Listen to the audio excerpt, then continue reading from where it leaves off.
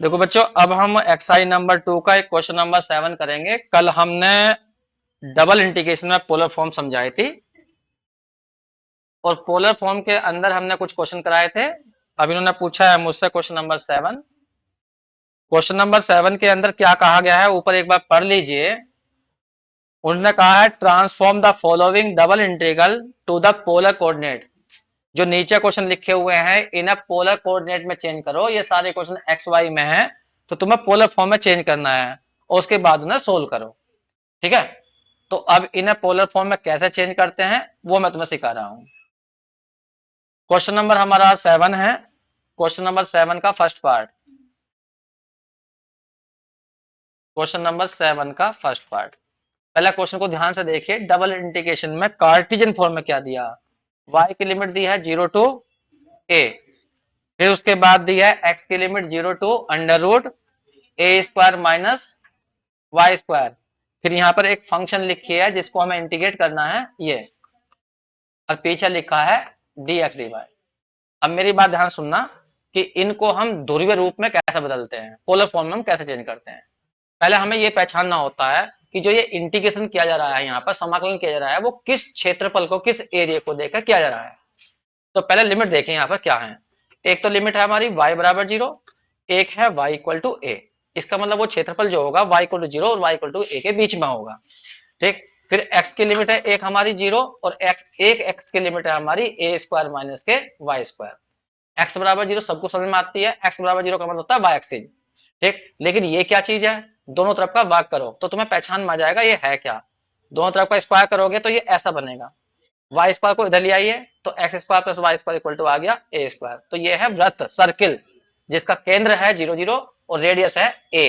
ठीक है, इन सबको खींच लीजिए। देखिए अब मैंने खींचने जा रहा हूं तो ध्यान सुनना। पहले मैं सर्किल ड्रॉ कर लेता हूं। सर्किल है, केंद्र है 0 0 और रेडियस है ए, ये दूरी ए है। ठीक, वो क्षेत्रफल इस सर्किल के अंदर होगा क्योंकि ये अपर लिमिट है तो उसके नीचे होगा वो। ठीक है, एक्स बराबर 0 का मतलब क्या होता है, वाई एक्सिस। वाई एक्सिस का मतलब ये वाई लाइन, ये है हमारी एक्स बराबर 0। फिर है y बराबर 0। y बराबर 0 कौन सी होती है, x एक्सिस, ये होती है y बराबर 0।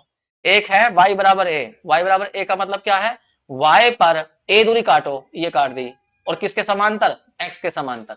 ये तो पता होगा रेखाओं के बारे में। तो ये वाली लाइन होगी तुम्हारी y बराबर a। तो वो एरिया y बराबर 0 कहने का मतलब ये वाली लाइन और y बराबर a ये लाइन के बीच में है, और x बराबर 0, x बराबर 0 का मतलब यो सर्किल अवृत्त के बीच में है। तो वो एरिया कौन सा होगा जो चारों के बीच में आ रहा है, ये रहा। तो इस एरिया को देखकर यहाँ पर इंटीग्रेट किया जा रहा है। सही है। अब इसमें हमें इसे पोलर फॉर्म में चेंज करना। तो जब भी पोलर फॉर्म में चेंज करते हैं तो x बराबर तो लेके चलते हैं r cos थीटा और y बराबर लेके चलते हैं r sin थीटा, और जहां पर dx dy होता है वहां भरते हैं r d थीटा dr। तो ये क्वेश्चन इसके द्वारा बदल दीजिए। तो देखिए बाई वन कैसे बदलेगा। बाई वन इस तरह से बदलेगा, ए स्क्वायर यहाँ पर x की वैल्यू खोल दीजिए, r cos थीटा तो r स्क्वायर को स्क्वायर थीटा, y की वैल्यू खोल दीजिए r square sine square theta, और dx की जगह भर दीजिए r d theta d r. अब ये क्वेश्चन तुमने किस में चेंज कर दिया है, आर थीटा में, लेकिन लिमिट की प्रॉब्लम है अब यहाँ पर। वो लिमिट की प्रॉब्लम अभी बताऊंगा। थोड़ा सा और आसान कर लीजिए, इसमें आर स्क्वायर कॉमन जाएगा तो को square theta plus sine square 1 बन जाएगा। तो मैं सिंपल इसे लिख सकता हूँ आर स्क्वायर, और पीछे लिख दिया मैंने are d theta d are. यहाँ लिख दिया मैंने को स्क्वायर थीटा प्लस क्या हो जाएगा, साइन स्क्वायर थीटा की वैल्यू 1 हो जाएगी, इसलिए कोस और साइन गायब हो गए। अब बात उठती है लिमिट की। देखिए यहाँ पर क्वेश्चन तुमने पोलर फॉर्म में जब चेंज करा है तो तुम्हें लिमिट किस किस की चाहिए, एक तो आर की चाहिए और एक चाहिए थीटा की। थीटा की लिमिट बहुत आसान होती है। कैसे, कल भी समझाया था मैंने। जो क्षेत्रफल तुम देख रहे हो वो देखिए किन दो कोणों के बीच में आ रहा है, किन दो एंगलों के बीच में आ रहा है। बताइए किन दो कोणों के बीच में आ रहा है, चल तुम बताओ। ऐसे दो कौन कौन से हैं जिनके बीच में ये क्षेत्रफल आ रहा है जिसके रेस्पेक्ट में तुम्हें इंटीग्रेट करना है, बताओ। बहुत बढ़िया, 0 टू पाई बाई। तो यहाँ पर लिमिट जाएगी 0 से लेकर पाई बाई 2। अब बात आती है आर की लिमिट। आर की लिमिट हमेशा ही, एक तो लोअर लिमिट तो 0 लेनी है हमेशा 0, और अपर लिमिट कहां तक लेनी है। देखिए आर क्या होता है वो बता रहा हूं तुम्हें। जैसे ये कोई बिंदु है इस क्षेत्रफल के अंदर, इस बिंदु को इससे मिलाओ मूल बिंदु से तो ये दूरी आर होती है। तो इसमें तुम देखो कितने बिंदु है इसके अंदर, इनफाइनाइट। इसमें तो इनफाइनाइट पॉइंट है। तो ये बताना तुम्हें सबसे ज्यादा दूरी आर कितनी हो सकती है। अगर कोई पॉइंट यही हुआ तो इसके ऊपर, या यहाँ हुआ, यहाँ हुआ, यहाँ हुआ, तो आर की वैल्यू ये जाएगी सबसे ज्यादा। ठीक है, तो ये आर तुम्हें कहां से मिलेगी, इससे मिलेगी, क्योंकि यहाँ सर्किल से है और सर्किल की क्वेश्चन ये है। तो इस सर्किल की क्वेश्चन को पहले चेंज करना पड़ेगा तुम्हें। X square plus y square equal to कितने हैं, 1। इसमें भी पुट कर दो एक्स बराबर कितना, आर कोस थीटा, और वाई बराबर कितना, आर साइन थीटा। तो यहाँ क्या आ जाएगा तुम्हारा, r square cos square theta और r square sine square theta equal to कितना हो जाएगा, 1। तो आर स्क्वायर यहाँ आ जाएगा ना इक्वल टू 1, तो ये आर की वैल्यू क्या आ जाएगी, 1। तो ये सर्किल की समीकरण आ गई ध्रुवीय रूप में। तो इसका मतलब आर की वैल्यू तुम्हें सर्किल से निकालनी है। तो आर की वैल्यू कितनी आई, 1। तो लिमिट जाएगी 0 to 1। नहीं समझ में आया तुम्हें, आंसर चेक करो पहले तो, आंसर चेक करो एक मिनट को।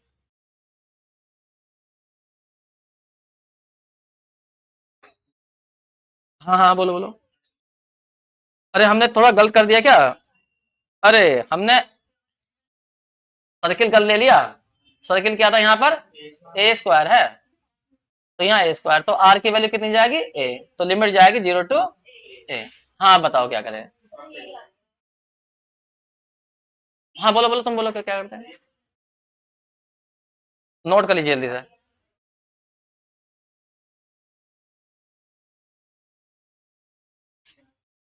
देखो बच्चों, अब हम बात करेंगे ट्रिपल इंटीग्रल की। जैसे डबल इंटीग्रेशन हमने बहुत सारे कर लिए अब करेंगे ट्रिपल की बात है, ट्रिपल इंटीग्रल।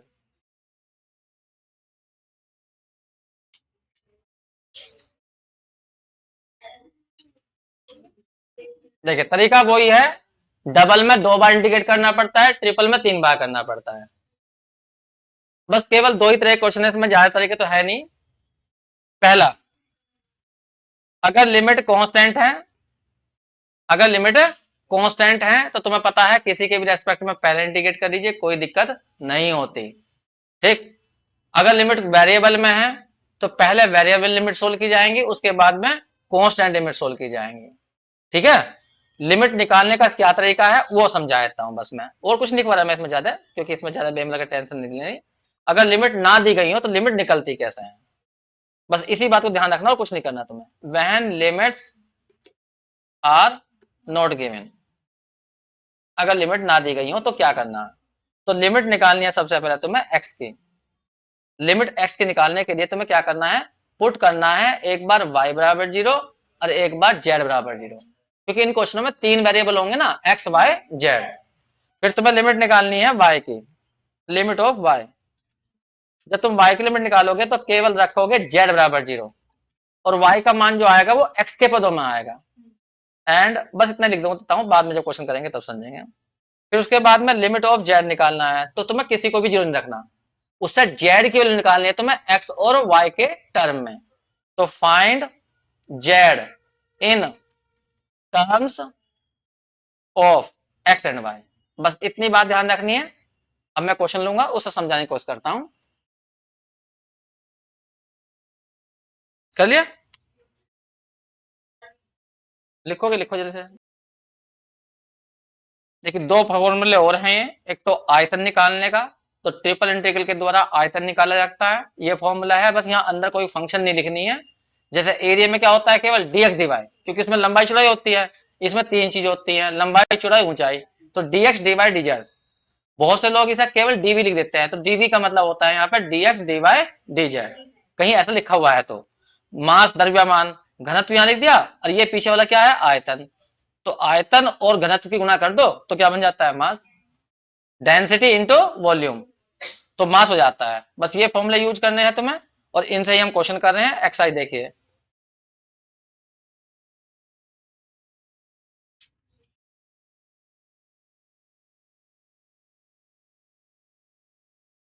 आसानी क्वेश्चन ले लूं या मुश्किल ले लूं, पहले सीधा ही मुश्किल ले लेता हूं। चलो तो फिर पहला क्वेश्चन ले लो, आसान करना है तो तुम्हें। देखिए लिमिट दी गई है, कोई झंझट ही नहीं है,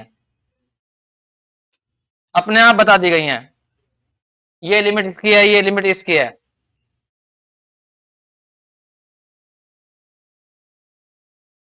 बस इधर ध्यान देना 2 मिनट के लिए। देखें, यहां पर उसने ये लिमिट किसकी बताई, खुद अपने आप, एक्स की ये लिमिट देख लो, उसके अंदर रखी होगी वाई की, और ये लिमिट किसे रखे, जेड की। एक बार चेक कर लो, ये उल्टा कर रखा, यही है। ठीक बात। अगर वो लिमिट नहीं देगा तो हम कैसे पहचान करेंगे, जो पहले आया होगा वो पहली लिमिट, जो दूसरे नंबर पर आया होगा दूसरी लिमिट। याद है तुम्हें, जब लिमिट कांस्टेंट होती हैं। अब ये लिमिट कांस्टेंट है, अचर हैं, क्योंकि इन लिमिट के अंदर 0 1 0 2 1 2, ना तो एक्स आर लिमिट में कहीं भी, ना वाई ना जेड। जब भी लिमिट कांस्टेंट हो, अचर हो, तो कोई से को भी पहले इंटीग्रेट कर सकते हो, जिसको भी तुम्हें आसान लगे। चाहे एक्स से कर लो पहले, या वाई कर लो, या जेड के कर लो। बताओ तुम किसे सापेक्ष करना पसंद करोगे, एक्स के। तो बताओ एक्स स्क्वायर का डिफरेंस क्या होगा, एक्स क्यूब अपॉन 3, और बाकी सब मेरे लिए क्या है, अचर वाई जेड। तो पीछे डी जेड डी वाई बचेगा, और दो इंटीग्रेशन यहाँ बचेंगे, एक वाई वाला बच जाएगा और एक जेड वाला। एक्स वाला हमने कर ही दिया है, तो एक्स की लिमिट भरनी पड़ेगी हमें 0 to 1। बस इसमें लिमिट भर दीजिए, एक इंटीग्रेशन तो खत्म। बताओ, जब 1 भरेंगे तो 1/3, और 0 भरोगे तो 0। बस केवल क्या आएगा, 1/3। 1/3 को बाहर फेंक दो, कांस्टेंट है वो तो। अब बताओ इंटीग्रेशन किसके सापेक्ष करना है, वो तुम्हारी मर्जी है। क्वेश्चन बचा केवल इतना। अब बताओ किस सापेक्ष करना चाहते हो, वाई के तो वाई के कर दो, 1/3 बाहर। बस तुम्हें यहाँ पर लिमिट छोड़ देनी है जेड की। वाई के बताओ, वाई का क्या होगा इंटीग्रेशन, y²/2, और जेड हमारे लिए क्या होगा, कांस्टेंट। तो ये हमने जेड बाहर रख लिया, यहाँ रख दिया, और पीछे डी जेड। बताओ अब जब तुम यहाँ पर 2 भरोगे तो 2 दूनी 4, 2 से 2 कट जाएगा, 2 बचेगा, और 0 भरोगे तो 0, तो केवल 2 आया, 2 को बाहर फेंक दो, तो कितना जाएगा, 2/3। लिमिट 0 to 1, और केवल क्या बचा, जेड डी जेड। अब किसके रेस्पेक्ट में इंटीग्रेट कर लो, जेड के। तो कितना आ जाएगा, z²/2, और जेड की लिमिट कितनी है, 0 to 1। अब 1 भरो तो 1/2, 0 भरोगे 0, तो 2 से 2 कट जाएगा, तो कितना आ गया, 1/3। आंसर चेक कर लो, जेड की लिमिट 1 से 2 है। ठीक जी, ये 2 है, यहाँ पर 0 है। तो चलो भरो, 2 दूनी 4, 2 कट जाएगा, 2 बचेगा, और 2 दूनी 4, 4/3 आ जाएगा शायद। आंसर चेक करो, बस कहीं गलती हो गई है। अरे लिमिट 1 से 2 है, हम भी जोश में होश खो दें। अब चेक करिए बच्चों, यहाँ आएगा 4, 2 से 2 कट गया तो 4 बच गया, और जब 1 रखोगे तो माइनस के 1/2 आएगा, ब्रैकेट के अंदर कह रहा हूं मैं। हाँ तो बताओ कितना बैठेगा, 3 दूनी 4 दूनी 8, 9 आएगा, 9/2। तो सारा गलत हो गया फिर भी, हमने गलती कहाँ कर दी, कहाँ पर। हाँ यार 4 क्यों आएगा, जब 2 रखेंगे 2 आएगा ना यार, 2 दूनी 4, 3/2 आएगा, तभी तो कटेगा इससे।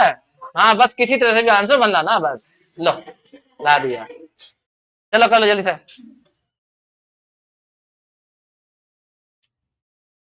कभी भी एक ही पावर में, याद रखना, अगर तो पता होगा तुम्हें, एक ही पावर में कभी भी लॉग आ जाए, और लॉग के पीछे कुछ भी लिखा हो, तो इस टोटल की वैल्यू m होती है, जो लॉग के पीछे लिखा होगा। समझ में आगे बात, क्यों होती है वो तुम्हें पता होगा, वाई मान लो लॉग ले लो, मैंने कहा होगा पहले भी ये, तो इस बात को ध्यान रखना हमेशा। ठीक, अब एक क्वेश्चन कर रहा हूं मैं तुम्हारा, क्वेश्चन नंबर है फर्स्ट का ही थर्ड पार्ट, फर्स्ट का थर्ड पार्ट।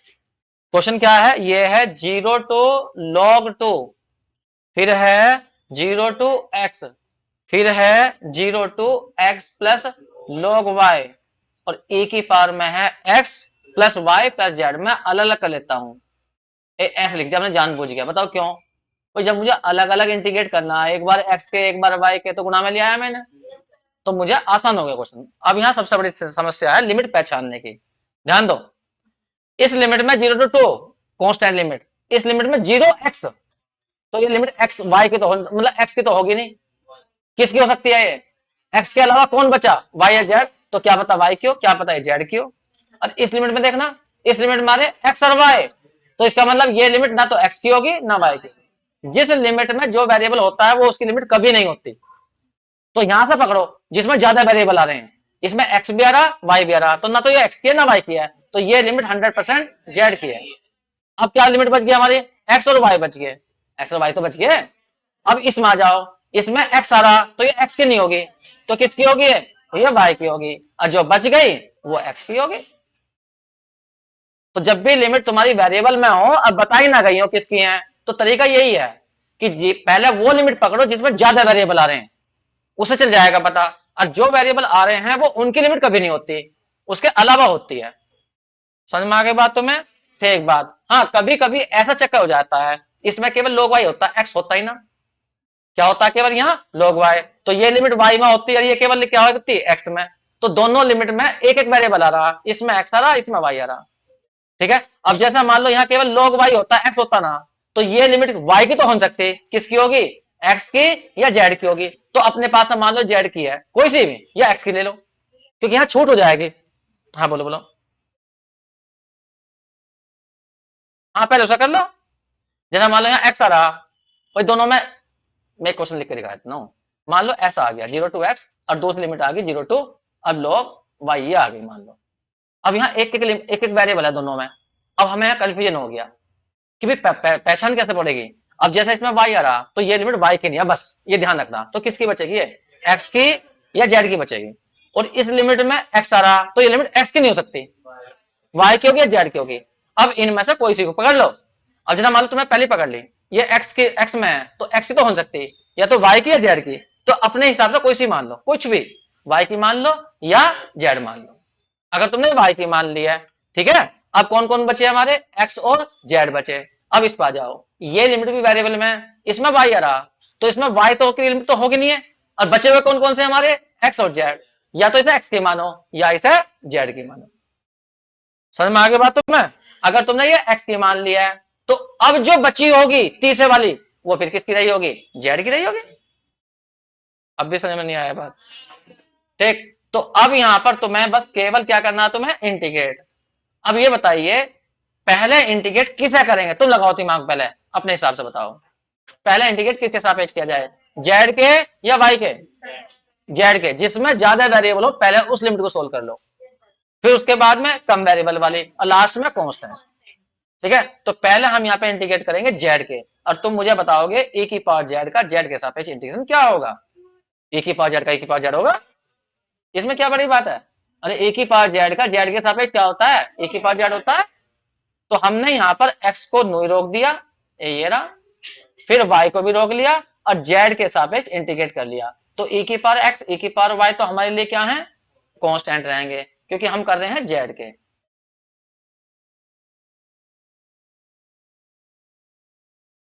हाँ बताओ, तो e की पावर जेड का e की पावर जेड, और लिमिट भर देंगे जेड की जगह एक बार 0 और एक बार x प्लस log y, और पीछे बच जाएगा हमारा dx ओवर dy। यहाँ पर मैं ऐसे लिख के चल रहा हूँ log 2, और यहाँ पर 0 to x। चलो भाई लिमिट भर के दिखाओ। जब हम z की जगह ये भरेंगे सारा, तो e की पावर आ जाएगा x प्लस log y, अब फिर 0 भरेंगे तो e की पावर 0। गलत हो गया लिमिट। अब बस एक मिनट इधर ध्यान रखना, e की पावर जो x प्लस log y है ना, इसे दो जगह तोड़ लो, इसे आसान कर सकते हैं हम। e की पावर क्या, log y, ऐसा। तो e की पावर x, और इसका मान आ जाएगा केवल 1। ठीक है, तो ये आसान पड़ जाएगा थोड़ा सा। तो यहाँ 0 to log 2, और यहाँ पर 0 to x, और e की पावर x और e की पावर y। अंदर क्या बन गया, e की पावर x इंटू में log y, और पीछे वाला हो गया 1। ये रहा। अब तुम्हें किसके रिस्पेक्ट में इंटीग्रेट करना, ये लिमिट किसकी है, y की। x की तो हो नहीं सकती क्योंकि इसमें x आ रहा है, 1 का। अच्छा यहाँ y आएगा, log y लिख दिया मैंने, यहाँ आएगा केवल y। अब देखो, अब तुम्हें किसके सापेक्ष इंटीग्रेट करना, y के। तो अब y के पास में लाओ, और सारे बाहर निकाल दो, बाकी जो निकल सकते हैं। देखो जैसा कि हमारा ये 0 to log 2 तो बाहर है, इसमें e की पावर x तो कांस्टेंट रहेगा, इसे बाहर निकाल लो। बस जो y वाले हैं वो सारे अंदर ले आओ, तो e की पावर y और e की पावर x y और -1, और यहाँ dy। बस मुझे पहले ये वाला इंटीग्रेट करना, y वाला। ये वाला x बाहर नहीं निकाल सकता मैं, तो कोई बात नहीं है, बस इतना ध्यान रखूंगा कि ये हमारे लिए क्या रहेगा, कांस्टेंट। तो इस वाले को अंदर गुना कर लो, कर ले। बस एक मिनट और, मैं इसे ऊपर कर देता हूँ। देखिए 0 log 2 e की पावर x नु कर रही। अब यहाँ मैं इसके अंदर मल्टीप्लाई कर लेता हूँ, तो ये आ जाएगा 0 to x, यहाँ हो जाएगा y e की पावर y और इंटू e की पावर x माइनस इसकी गुना इसमें। ठीक है, और करना किसके है, y के। अब तुम मुझे बताओगे ये इंटीग्रेशन कैसा होगा। e की पावर x तुम्हारे लिए कांस्टेंट है, तो यहाँ करेंगे फर्स्ट और सेकंड से, चाहे e की पावर x को बाहर लिख लियो, 0 log 2 और e की पावर x, यहाँ पे ऐसे लिख लो ना, e की पावर x बाहर 0 to x, और यहाँ लिख लो y और e की पावर y, इसका अलग कर लेंगे और इस वाले का अलग कर लेंगे, y के सापेक्ष तो करना है, तो अलग अलग कर लेंगे, क्या दिक्कत है। अब पीछे हमारा dx, यहाँ पर आ गया 0 to log 2 e की पावर x। अब यहाँ करो फर्स्ट और सेकंड से, हिम्मत है तुम्हें, एक बार में कर सकते हो, करो एक बार में। पहला ऐसा कैसा ही, सेकंड का बताओ इंटीग्रेशन, e की पावर y का, e की पावर y, फिर माइनस आता है, पहले का डिफरेंशिएशन y का 1, और सेकंड का इंटीग्रेशन e की पावर y, फिर दोबारा भी करना पड़ा है, तो e की पावर y का e की पावर y, और लिमिट भर देंगे 0 to x, यहाँ तो सिंपल e की पावर y का e की पावर y, और लिमिट 0 to x, अब पीछे dx, यहाँ आ गया 0 to log 2 e की पावर x, ए की पावर x ब्रैकेट में, अब यहाँ लिमिट भरनी, पहले x ए की पावर x, ए की पावर x, ये तो होगी फर्स्ट लिमिट। अब भरेंगे 0, जब यहाँ y की जगह 0 भरोगे तो ये सारा 0, और e की पावर 0 हो जाएगा 1, ये रहा, फिर इसमें भरो e की पावर x और माइनस ए की पावर 0, ये रहा, पूरा ब्रैकेट लगा दिया मैंने। देखिए 3 बार इंटीग्रेशन करेंगे, थोड़ा सा टाइम तो लगेगा ही।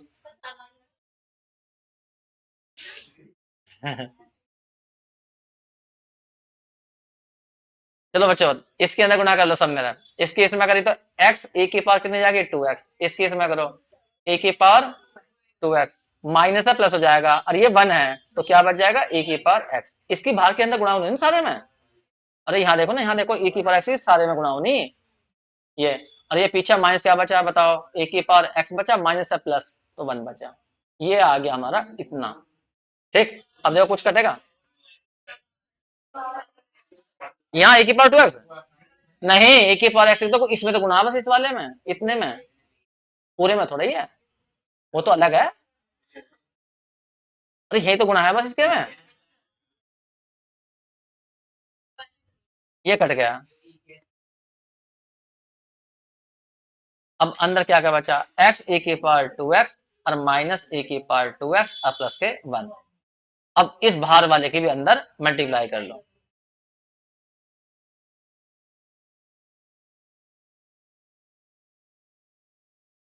इस केस में करी x ए की पावर 3x, इसका हो जाएगा ए की पावर 3x और ए की पावर x, अब सबका अलग अलग इंटीग्रेशन कर लो, इसमें तो कर देना फर्स्ट और सेकंड से, इसमें डायरेक्ट हो जाएगा। पहले ये बताओ ए की पावर 3x का इंटीग्रेशन होगा कितना, बस बताओ करो, पहला ऐसा करें, सेकंड कंडीशन, फिर माइनस, पहले का अवकलन 1, सेकंड कंडीशन ए की पावर 3x अपॉन 3, और दोबारा इंटीग्रेशन ए की पावर 3x अपॉन 3, तो 3 का नीचे क्या जाएगा स्क्वायर, इस वाले का डायरेक्ट कर दो ए की पावर 3x अपॉन 3, और इसका कर दो ए की पावर x, बस, और लिमिट भर देना, पूरे में एक साथ भर देना 0 to log 2, सही है। एक चीज बता देता हूँ बस मैं तुम्हें, जैसा ये इसमें आएगा ए की पावर 3 log 2 आएगा, यहाँ पे जब ये भरोगे यहाँ यहाँ, तो इसको सोल्व कर सकते हैं हम, इसलिए लिखते हैं ए की पावर log 2 की पावर 3, तो कुल मिलाकर आ जाएगा ए की पावर log 8, तो कुल मिलाकर इसका आंसर आ जाएगा 8, तो जैसे यहाँ लिमिट में भरोगे, यहाँ पे यहाँ भरोगे इसको, तो इसकी वैल्यू 8 बन जाएगी। इन्हें समझ में नहीं आया, बस लिमिट तुम्हें भरनी है, मुझे नहीं भरनी है, इसलिए मैं तुम्हारे लिए छोड़ दिया इसे, आराम से करना, एक क्वेश्चन करना, कोई दिक्कत नहीं है, एक ही कर लेना तुम बस, लेकिन सही कर देना।